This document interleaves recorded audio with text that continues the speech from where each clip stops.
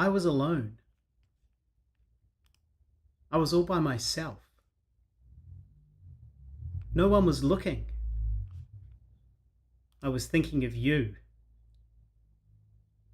Oh yeah, did I mention? I was all by myself. Welcome along to the Guy and Harley podcast. My name's Harley Neville, and hopefully nobody can hear that hissing that just came into my ears just then. How are you, Guy? I'm good. I've never been better. Well, actually, I've got a cold and I feel horrible and I'm losing my voice. But apart from that, yeah, fantastic. It sounds like your microphone is the wrong microphone, Harley. Yeah? Okay. Yeah, all I'm hearing, that tap definitely didn't come through. Almost as if you're recording from your mic. Your Yes. mics.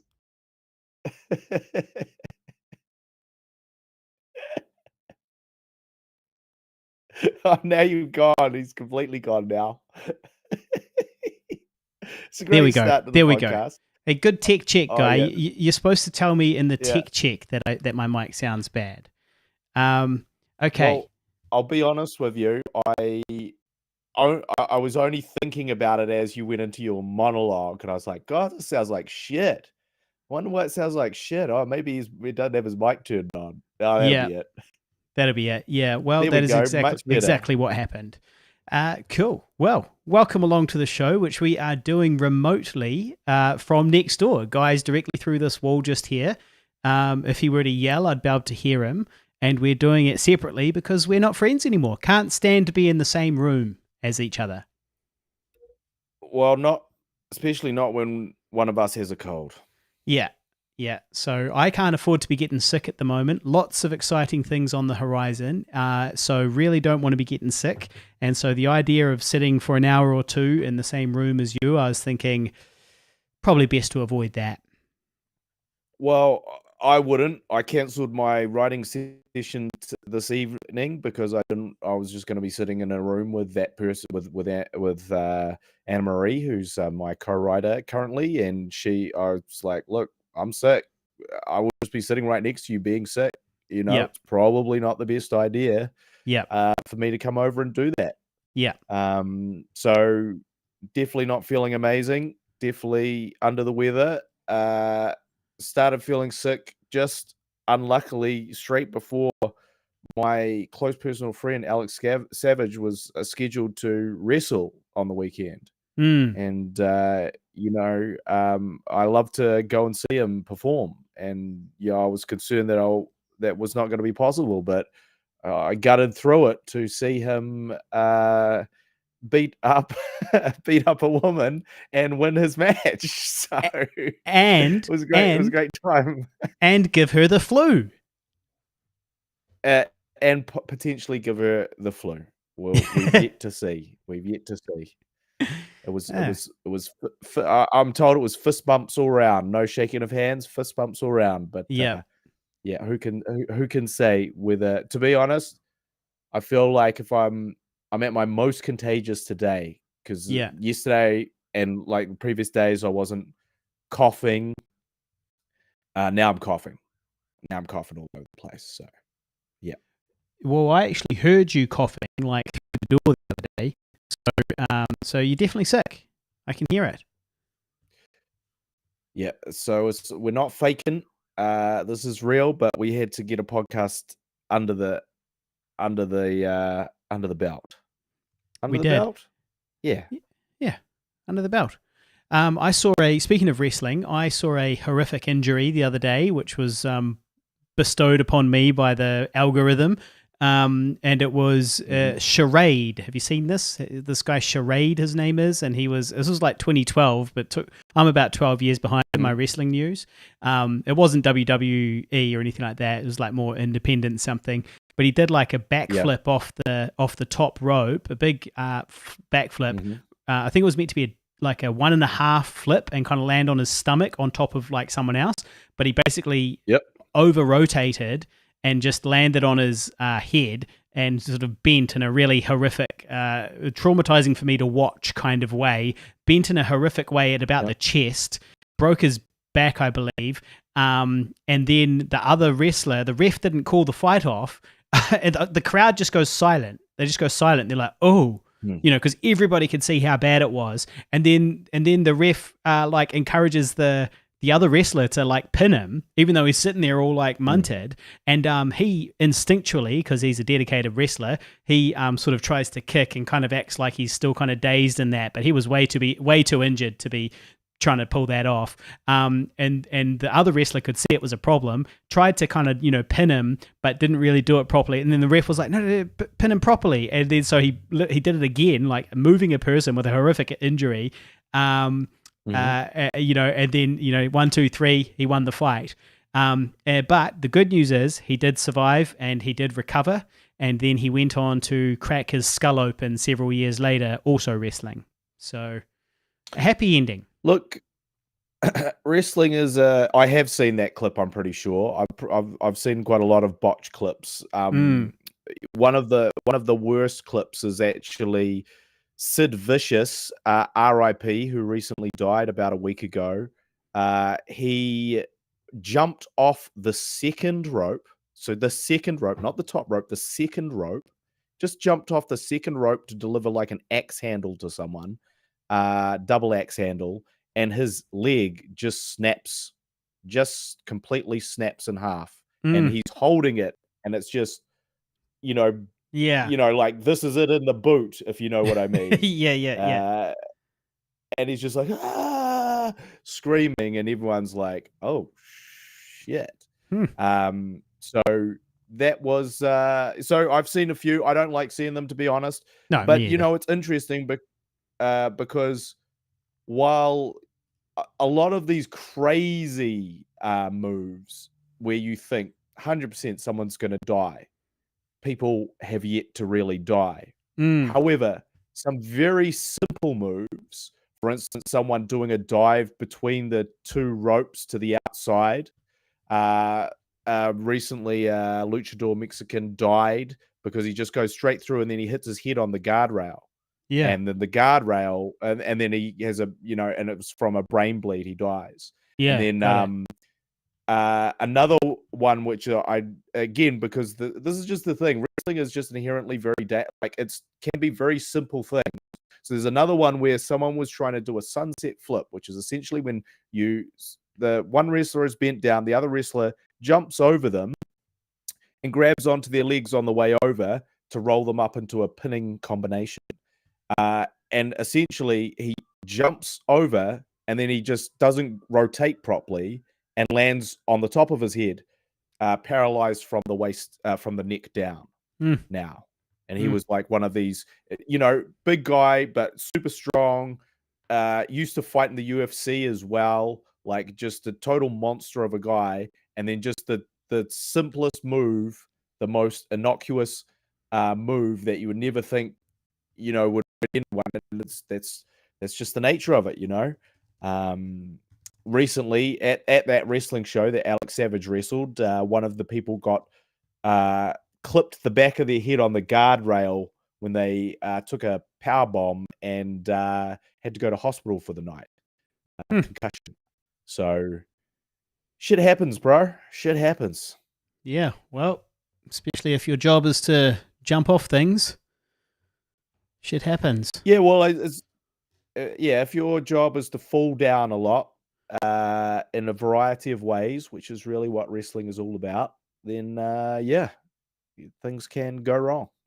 Well, I see my fair share of gore on the internet, which I don't actively look up, and I don't like to watch it or anything like that, but I see my fair share due to my interest in war, and in particular at the moment, the Ukraine war. And for the first time in all of the wars in history, we don't normally have them streamed in HD, filmed live, in all these different ways. And so we got all this information now. And so there's a subreddit that I look at. And what I found was that injury by Charade actually traumatized me more than seeing these horrific deaths on the Ukraine war. And I think the reason why, I think there's two reasons why. I think one of them is because, mostly, it is war, and that's the risk. People will die. Also, the people that War. what is it good for? And War never changes. what's that from? Is that from? That's from Fallout.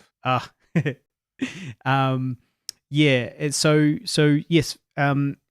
And the other thing is that these people who I'm seeing die are the invaders who are, invading a foreign nation, and so it's harder to have sympathy for them. Whereas this guy, he's just entertaining. He's just a dude, and then the other thing too is that somehow being paralyzed seems more horrible than being like killed in a war, which doesn't make that much sense, but it's just more traumatic because it's like, oh no, that poor guy, what's he doing right now? I can tell you what he's doing right now. He's sitting in a bed looking at the ceiling, almost certainly, Absolutely. And look, I'm going to pose a question to you, Harley. Okay, yeah. If you're blind, if you're a blind person, Mm-hmm. how do you know when your ass is clean? You got to do the sniff test, mate. There's only one way for it. You got to do the sniff test. After 4 or 5 tissues, just do the sniff test? Yeah, just do the sniff test. And then once you're confident, you do the touch test. When you're really confident, you do the taste test. After about 10 to 15 wipes, so 5 wipes, smell test. 10 wipes, touch test. If you still fail, 15 wipes, taste test. What about you? I'm glad someone's figured it out. Oh, look that one when I saw that meme post through my feed, I was like, "Hey, I never really thought about that." Yeah, I don't have a good solution here. I don't really have a good solution here. Maybe what they've got is Braille toilet paper. Maybe that's the touch test. Well, I mean, I thought you were going to say a bidet, but well, that too. Maybe they've got Braille toilet paper. Maybe they got Braille toilet paper, Harley. So, any blind people on the stream listening to this podcast, if you could chime in with an answer there, that would be very illuminating for us. Yep. Thank you. Let us know. Well, just seeing as we're on the topic of the war, I do have a bit of listener feedback here from, this is from Nick Zaladi. So long-time listener, Nick Zaladi. He messaged me and he said, out of 10 right now, how barred up are you about the Ukrainians taking Russian territory? He says that without a recent podcast episode covering the war in Ukraine, he's forced to go and look it up himself. But he doesn't like to do that because as a good modern media consumer, he would rather have his world news filtered through at least 3 different people or sources so that they can add their own biases and overall, do the thinking for him. So his question... Skew his perception and, I understand. Yeah, so his question is, how barred up am I about Ukraine taking Russian territory? So I'm not sure, Guy, if you've been keeping up with the war at all. No. Have you? No? Well, so... Not at all. The big news of recent months is that the war has been taken home to Russia now because the Ukrainians have launched an attack in the north of Ukraine. They've launched an attack into Russian territory. So now the war is actually, Russian territory is being occupied by the Russians. These are now Russian towns which are being destroyed, and Russian people who are bearing the brunt of this instead of being Ukrainians. And it's quite a big, it's potentially quite a big pivotal moment in the war because Russia will never lose the war, or is unlikely to lose the war militarily on account of all of their resources. The way they'll lose it is on the war at home, the home front, so it'll be like if the Russian people have had enough and they stand up and fight back against the Putin's regime. So it's quite a big propaganda move, and it's a big move to get the Russian people riled up and against their leader. And so it's so how barred up am I? I'm pretty barred up. I think it's exciting. I think it's an exciting development in the war because yeah, so far it's all been very sad for the Ukrainians. They're sitting there like they're getting it's just all bad news every day, mostly. And now finally we get to see them on the offensive in Russian territory, which is I don't know, it's just an exciting development, really. So yeah, good on you, Nick. Good on you, Nick. That's what I think. I think it's good for the war effort, and I've always thought it was kind of going to be the same thing in terms of how this war would go down. Is like it would become a big long war because Russia would keep on like battering itself against the rocks of Ukraine, essentially like um, wasting resources, wasting manpower, money, just and the West would just kind of keep on providing resources to Ukraine in order to keep them in the war. And then basically, as a way of defeating the Russians, NATO can just make Russia defeat itself by battering itself against the rocks of Ukraine. And so that's pretty much exactly what seems to be happening. And I think that at some point, Putin's going to have to sue for an embarrassing peace where he essentially goes, well, shit, I'm fucked. Because he can't, if he loses the war, then he'll be ousted, surely, from his office. And it'll be kind of over for him because he'll have to deal with all of the financial repercussions of rebuilding a nation that he's destroyed. So, yeah, he's fucked. And that's a bit of a concern because he's the guy with the finger on the button for the nukes. Yeah, I feel like if anything, that means that he's just got to double down. Well, you're right, but the thing is, though, that even if he wins, he's still got a similar problem because he's still got to rebuild Ukraine. If he does win and he takes Ukraine, he's taken a destroyed country with a ruined economy and millions of disabled people from the war and all of this type of thing. And so it's like it's going to bankrupt him either way. Winning might not really win. For the average person in Russia, they'll still have all of their taxes will be paying to rebuild a totally different country.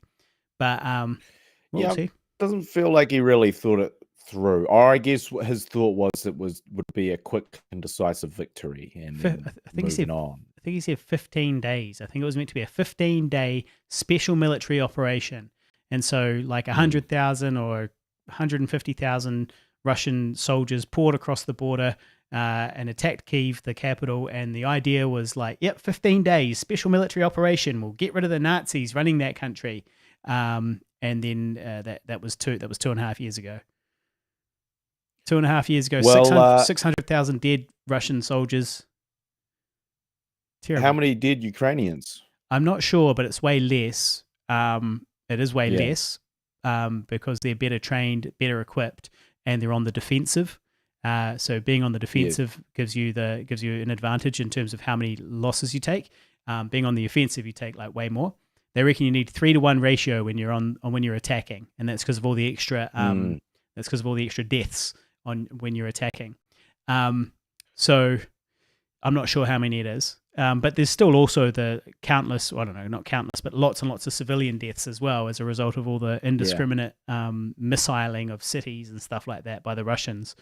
So, oh boy, I just want them to hurry up and finish that war so that my stock prices will go back up. I'm an unscrupulous investor. It's really affecting your stocks. No, I don't know if it's really been affecting the stocks I've been buying, but it's been affecting it. Like when the war ends, the stock market as a whole will go up because there'll be a better supply of fossil fuels from Russia and food from Ukraine, which will help bring down the expense of like day-to-day running of businesses, which will then mean that people have more money, which means the stock market will go up. Well, speaking of Nick Slislati, he also messaged me and he said, how common is it to shoot a film overseas and call it a New Zealand film?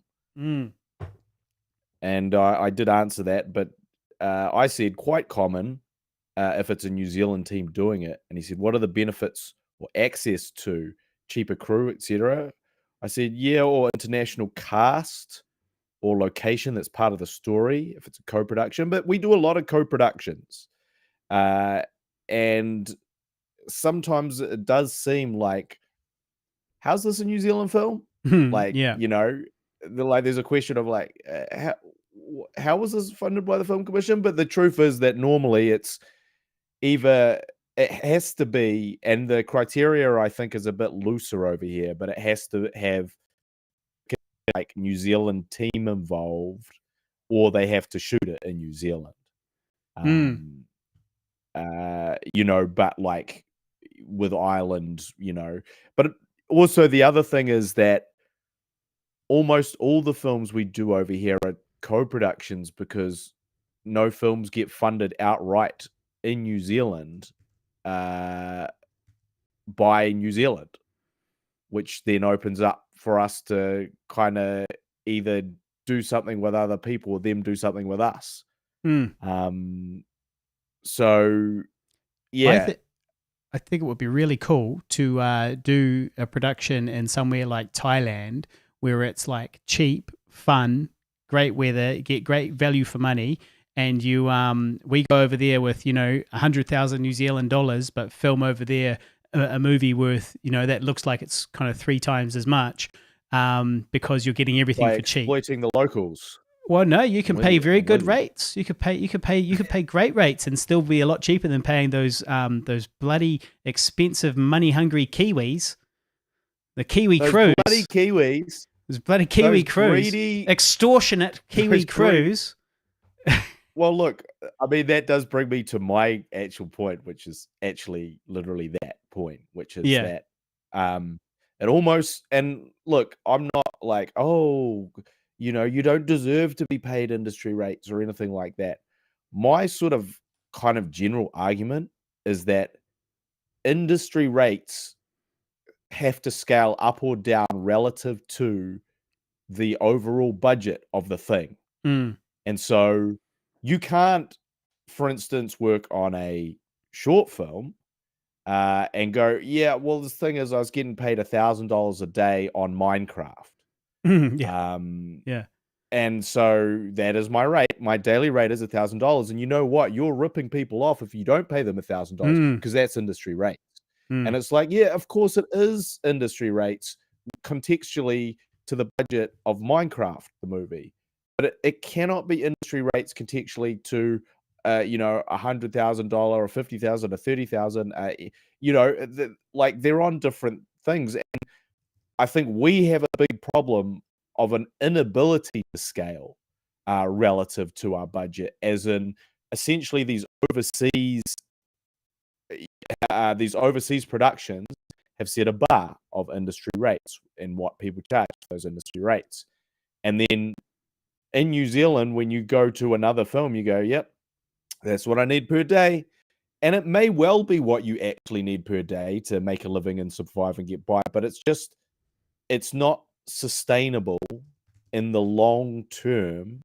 And it also means that essentially the other way to look at it is if you just apply all industry rates to a New Zealand film, it means that every time a New Zealand film or a New Zealand TV series gets made, it will look worse and have lower production value than its international counterpart, because essentially you've blown all your money on your crew rates and have nothing left for the actual film's, production design, art department, costumes, lenses, camera package, all those things, because there's literally the money just went on the rates of the crew.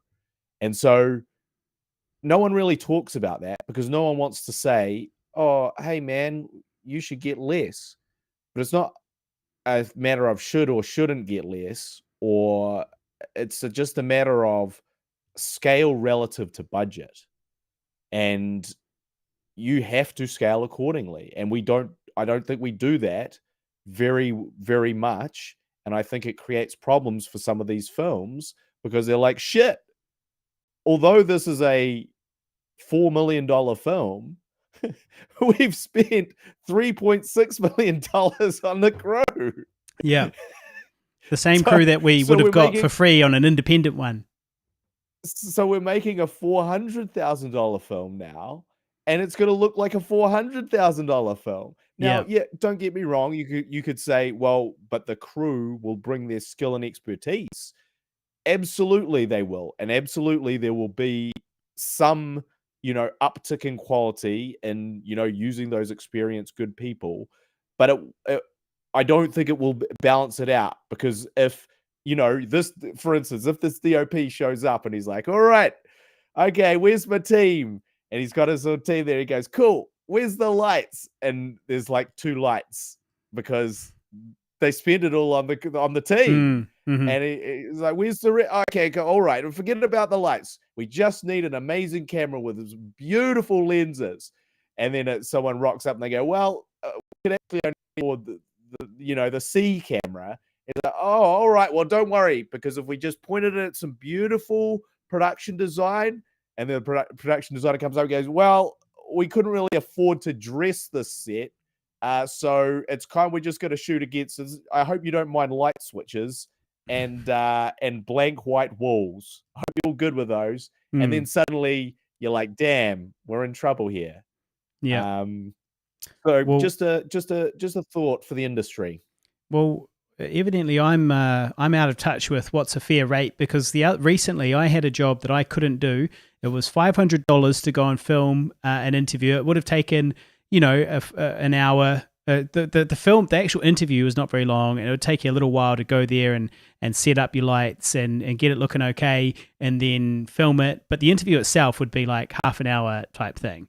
So go there, set up, film it, interview the dude. All right, it was $500. That's how much the job was. That's how, and I couldn't do it, so I was trying to find someone else to do it. I was like, cool. 3 hours work. I'm sure I can find someone to come film this for 3 hours. For $500. That's not a bad rate. I was asking around. Now, most people were too busy, to be fair, so I guess that's a good sign for the industry. But there was another guy who wasn't busy. He was available, and he was like, yeah, look, here's the thing, here's my rates, and he was like, normally it's $1,200 for a day rate, and I was like, yeah, but this is $500 to go film a. I think it was. He might have even said it was like. I think he might have even said that was his half day rate, and it was $1,800 or something like that for his normal. Yeah, he could have. But that was including his gear, I think. But obviously, mine included the gear as well for $500. And I was like, fucking hell! Like, so let me get this straight. You got a morning off. It was like an 11 a.m. So it wasn't like an early start or anything like that. It was like cruise down there, easy location, set it up. Film it, go home, $500. Robert's your father's brother. That's your week covered. That's your rent covered, and some, hopefully. Yep. No, not interested. Couldn't do it. And this is the same guy that filmed the 48-hour film that I acted in, right? So it's like, I was like, okay, cool. Well, he's acting it. He's shooting 48-hour films, presumably for free. So $500 for a few hours work in the morning. He's probably keen. Not keen. It's fucking weird. Like, obviously, if you're there's only 2, ways to look at that. Like, one way to look at it is that he's making so much money right now. I think that's it. $500. He wouldn't wipe his ass with it. He doesn't get out of bed. He doesn't get out of bed for $500. It's unappealing. Like, it's distasteful to him. $500 in my pocket for a day? Fuck you. Half day? Fuck you, motherfucker. You piece of shit. How dare you? How dare you? There's that. How dare you offer me $500 for 3 hours work? How dare you, sir? How very dare you? So so that's one way to look at it. The other way to look at it is that, he's sort of set his own parameters, and sometimes those parameters are fucking stupid. Well, I guess we will never know, and unless we ask him if he needed that money or not. If he needed the money and said no. Well, yeah, and look, if you're earning good money, like a certain times, that doesn't seem appealing to you. Like, maybe that your time is more valuable than that. But I do think, like, it's quite a lot to turn your nose up at just for a little job. Nothing. Yeah. For a little job, absolutely. Yeah. So I also think, like, even in that sort of commercial corporate world, which is sort of film adjacent, those are other standards that you can't, like, it's like, yeah, man, if you're going to shoot a fucking commercial project, okay, cool. That's good. That's good for you that you charge $1,200. And if people will pay you that, that's fantastic. Great. My hat's off to you, sir. However, This is a narrative. This is a film. This is what we are trying to. This is the industry we're trying to nourish and nurture to continue to tell our stories, share our Kiwi stories to the world. It's not a fucking, it's not a fucking sit down interview with the, head of fucking Colgate talking about extra whitening of the teeth. Yeah. It's this is something. This is art, man. This is fucking art. So we have to apply different standards accordingly. And I don't know. I just see it everywhere where people are kind of getting hamstrung because they're just fucked from paying everyone everything, and then they end up nothing to show for it. And then obviously the other problem is when the thing comes out and it's shit, the crew that all charged heaps were like, well, I'm glad I charged heaps because it was shit. And it's like, it's your fault. That's not the lesson. That's not the lesson to take away here. Well, I'm glad I charged my full fare because that was a piece of shit. And it's like, well, maybe it wouldn't have been if you just, eased on the brakes a little bit. But I think it's part of an upcoming, and we've sort of touched on it a little bit before, but we're talking about streaming. We're talking about no one going to cinemas, no one going to theaters.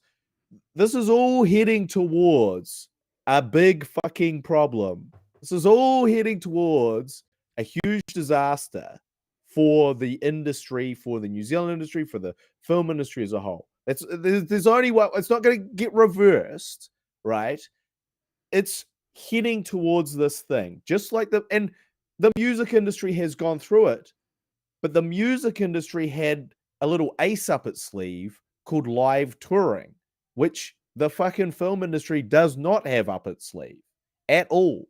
I mean, to some degree, you could tour your films around, and I'm sure we will see that. We do see that with people like Kevin Smith and stuff like that. I think we'll see that more often, but it's not that viable for a couple of fucking jobbers, Guy and Harley, to be touring around. And it's like Kevin Smith can tour around because you're going to see Kevin Smith. Guy and Harley can't tour around under the same pretenses, peddling their next feature necessarily. Well, it would totally work if you had cheap enough cinemas, but the problem is it costs hundreds of dollars to hire a cinema. And so if you don't sell enough tickets, you basically got to sell all the tickets to make any decent amount of money by the time you pay for the cinema hire plus the travel and the accommodation. It's just not really, like how many screenings would you have to do to make enough money, per town to justify the travel and the accommodation and the cinema hire? Well, and also great profit margins for how much work it would be. And that's the thing. Again, you're not like the cinemas aren't applying the logic to this. It's like, cool, we're down again this year. Well, we got to make the prices of everything more expensive to mitigate that. And it's like, no, because then less people will go because less people can afford to go. So then less people will come again. So if anything, this whole constantly jacking up the prices of the cost of a movie ticket is accelerating the death of cinema. And so then it's like, okay, cool. What would you rather have? An empty cinema or a couple of jobbers, Guy and Harley, paying you some money for that cinema, half filling that cinema, all those people buying some food and drink and stuff like that and having a great time. And the only skin off your nose is that you didn't have to charge them a fucking insane amount for it. You only had to charge them what you charge people for birthday parties now that want to go and play PlayStation in your fucking cinemas. You have to apply that to them going to your cinema and creating a whole bunch of business for you. That's what we can't do it. But hey, if you and your mates were to come play PlayStation on the big screen, boy, have we got a deal for you. Well, what is that? How much is that? Like how do you, because surely they charge kind of the same, right? I can't truly say. I just have a feeling it's quite a lot cheaper because you got to remember, it's only going to be 10 or 20 people. Yeah. But then again, who Well, knows? they've Who got knows? two Maybe they ways. just They've got two ways of doing it, right? Of renting you the cinema. One is it's called four walling, where you just rent the whole cinema and then it's your problem. So it costs $500 and you sell the tickets for however much you want. They don't care. And none of their business. Or the other option is you get a profit share deal with them, which is where they actually want to share the profit. They'll give you 50% of every ticket or something like that. But that's the good one, really, because then there's less risk up front. It's like, we only sold one ticket. Well, here's your $7.50. And but also you both to some degree would be invested in wanting those things to be a success. Yeah. And I just think about all the sort of indie films that aren't getting cinematic releases or whatever. And what the answer and some of this type of strategy would be a much better way to go than either trying to do a big release and no one showing up and it just costing a huge amount of money. It would be these types of things. But yeah, I just feel like we're just heading towards calamity. We're in the middle of it. But everyone wants to just go, no, sorry, my rate's $1,200 a day. Sorry about that. That's my rate. Okay. So does that mean no? I can't help you there. That's my rate. And it's like, okay, cool. But when kind of that well dries up, in a few more years' time, you won't be able to charge anything because people won't be making things. Or they'll be just, obviously things will always be made, but it'll just be to much lesser degree. We've already seen that, like, for instance, the Film Commission have less money to make films. How do you think that's going to translate to the film industry? Is it going to translate to more films being made? And again, if we don't show up to our New Zealand films, which we don't, okay, what does that translate to? What does it mean? Like, well, why make them? Why the fuck make them? If your metric is, hey, success is only found in the cinema. And it's weird because there's levels to this shit. There's tiers to this shit. We're in the indie level, so we can see it from the ground. If you're in the upper tiers, you don't really notice. If you're on the platform at the top eating all the food, you don't see just the shit that's left over, all the scraps at the bottom. You don't see that being left for those people, which technically is the future of the industry. All you see is like, hey, I'm fat, I'm eating. What's the problem? Everything's good here, right? $1,200. You know it, right?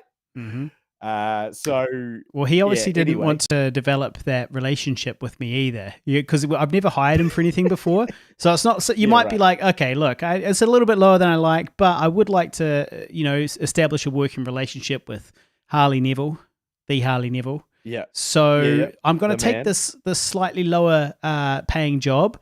I'm going to take it just to establish the relationship. No, not address it. Not worth it. Still not worth it. That carrot is not big enough. So yes, good. Well, look, what else we got? There was I want to try something here.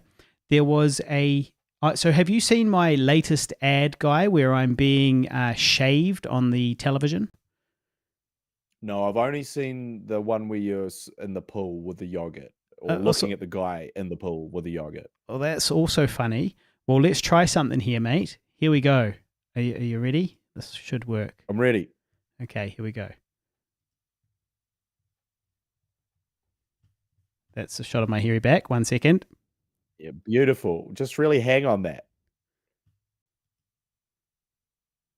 Okay. No one's leaving with this graphic up.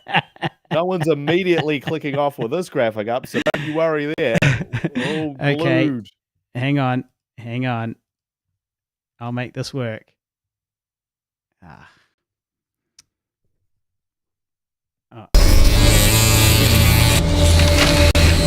Yuck. Oh, shame one has to stay in here.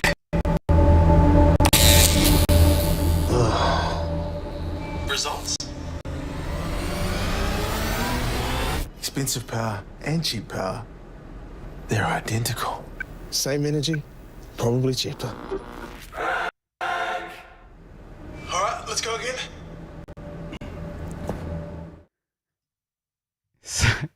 So there you go. That's my new ad. Did that work? Could you see that, hear that properly? Yeah, it did work. And actually, I told a lie. I had saw that. Obviously, I had seen that, and of course, I immediately tried to scrub it from From my your mind. yeah. And never again. And I did successfully do that until then. But those nightmares will now be fresh once again. Yeah. So thank you for that. Appreciate that. Yes. Yeah, no problem, guy.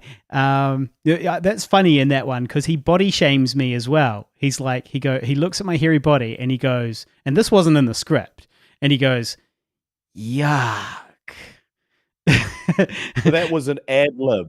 That was an ad lib. That wasn't in the script, or if it was, they gave me a censored version of the script so as not to hurt my feelings, you know. But that was an ad lib. He was just revolted by my body, or our bodies. But the funny thing is, my hair was real, and the other guy had to have a bunch of fake hair put on him. He still had some. That's the ad where I kind of wondered if the reason why it took so long to come out was because it was they kind of put me in blackface a little bit. Like what they did was they gave me a fake tan to match him. They gave me some contacts in order to match him a little bit more as well. They weren't brown, but they were like a kind of a green, sort of a darker green type color. Plus they gave me a fake tan, and they dyed my hair and my chest hair, my back hair, my head hair, my beard, and all that. So and then it never came out for like 9 months. It never came out, and I was thinking, have they decided not to release it because it's too controversial, because it looks stupid? It looks like they've taken a white man and tried to make him look like a brown man or something like that. But that isn't how it came across.